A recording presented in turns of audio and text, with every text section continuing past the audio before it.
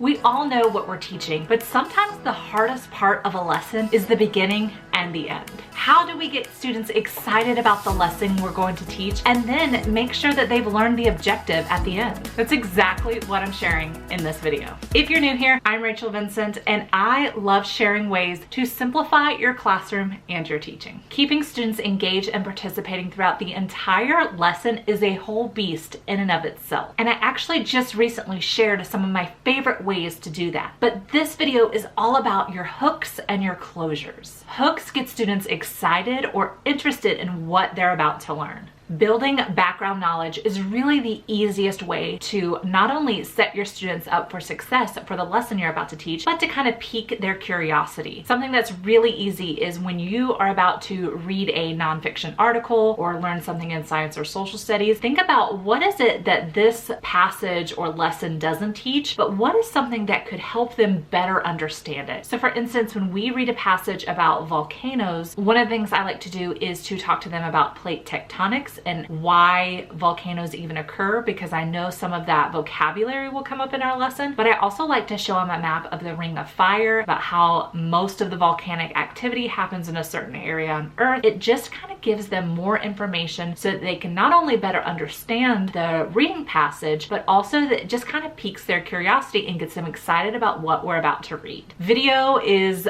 such an easy way. There are so many YouTube videos out there that you could easily just type your topic, and I usually like to put a for kids at the end, and it brings up typically a short little video that you can share at the beginning of your lesson. I really like using videos maybe after I've taught an introductory lesson to review what we learned before we go into the new information, or even something as simple as pictures when we are talking about westward expansion. I'm constantly bringing up a map of the United States as it grew so that they can see that it wasn't all of the states in the beginning, that we actually gained states throughout time. Read alouds are another great way to get students interested. One of my favorite read alouds I do before I teach our unit on the water cycle is a drop around the world. It is a story about a raindrop that goes all around the world through the water cycle. So it just adds a different element, keeps your attention span, so you're reading a book and then you're going into your lesson. Just another way to get students excited about learning. The next one is a fun way to kind of pique their curiosity to see if they can figure out, and that's with either a picture or word puzzle. This is something you can do for a variety of topics. If you're about to go into a geometry unit, you could put a bunch of real world pictures of a variety of geometrical shapes, parallel lines, and see if they can figure out what your new topic is about. And so that gets them thinking critically and trying to figure out what the new unit or topic will be about. Another great hook for a lesson, especially at the beginning of a lesson, and it works really well with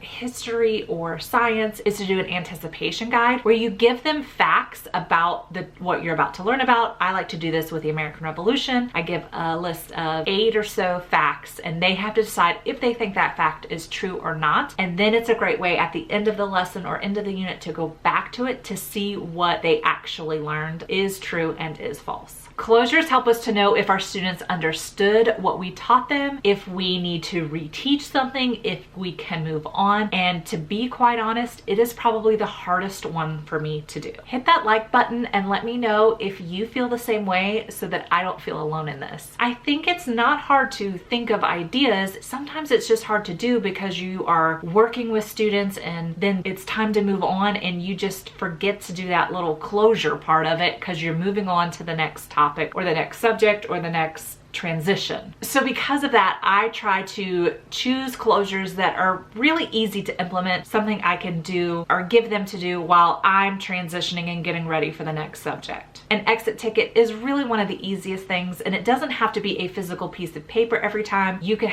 give them a sticky note. They could write on a piece of paper instead of you having to print something and you just post the question on the board. Or it could be something as have them write it on their post-it note or as they're walking out the door to go to lunch or music, they can tell you their answer. A really great one that I like to use at the end of a lesson is definitely more of a group work project. I tend to do a think, pair, share with this, where they try it on their own and then they work with their group and then they all share out. So we're only sharing 6, one from each group instead of 24, is a 10-word summary where they try to summarize what you taught them, what they learned in 10 words. This is really great for a topic that you maybe change each day. So when we're talking about the American Revolution, maybe one day we're talking about a battle, another day we might be talking about the revolutionary spies, another day we might be talking about the loyalists. And so each day we can add to our summary. And so by the end of the unit, we have 10-word summaries for each topic within American Revolution. Along the same lines with science or social studies, more of those fact-based topics, is to do a 3-2-1. They write down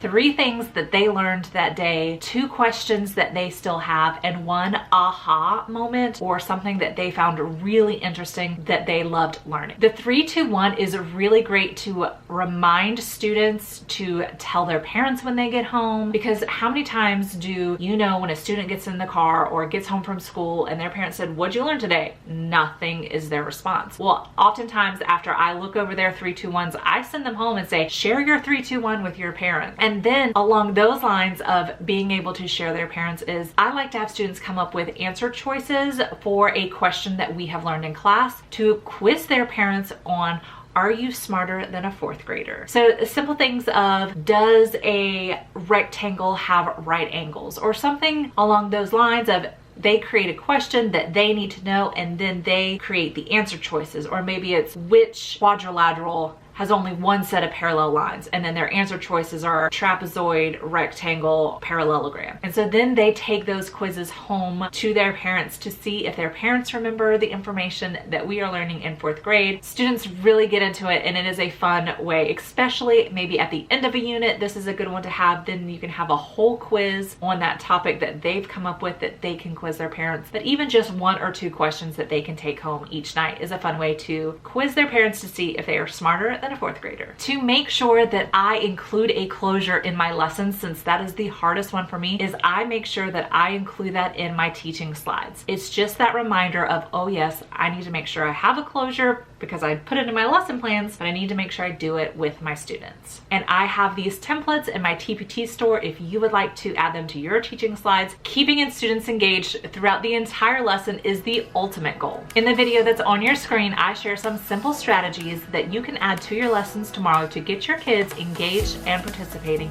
in your lesson.